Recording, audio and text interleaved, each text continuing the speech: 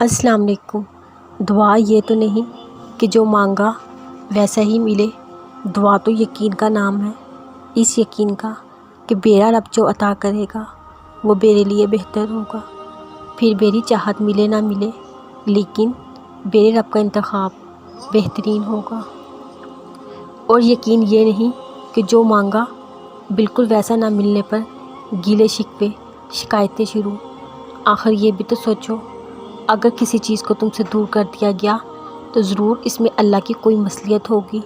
یہ بھی تو سوچو، تم اس کی مصلحت کو نہیں سمجھ سکتے۔ یہ بھی تو سوچو، ہم انسانوں کا انتخاب غلط ہو سکتا ہے لیکن میرے اللہ کا انتخاب کبھی غلط نہیں ہو سکتا۔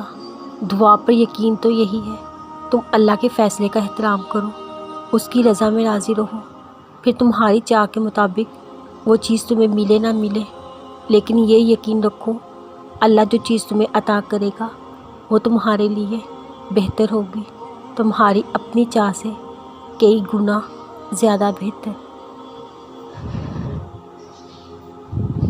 جس تکلیف سے تم دو چار ہو، اللہ اسے سکون میں بدل دے گا، تمہارے غموں کا مداوع کر کے تمہارے درد کی تڑپ ان سب سے تمہیں نکال دے گا۔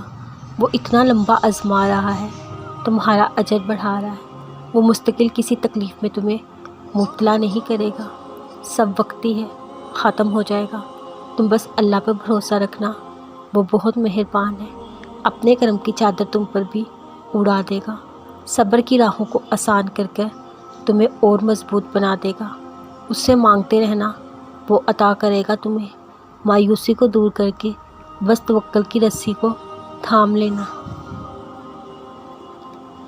سنو، پریشان نہ ہو، اللہ ہے نا تمہارے ساتھ، وہ دے گا تمہیں ہر غم سے نجات، صبر کرو تب تک جب تک اس کا اجر نہ پالو، آسان کر دے وہ تمہاری زندگی کے یہ حالات، دعا کے لیے ہاتھ اٹھانا تو بس یقین کے ساتھ، پھر دیکھنا کیسے رونما ہوں گے تمہارے لیے معجزات۔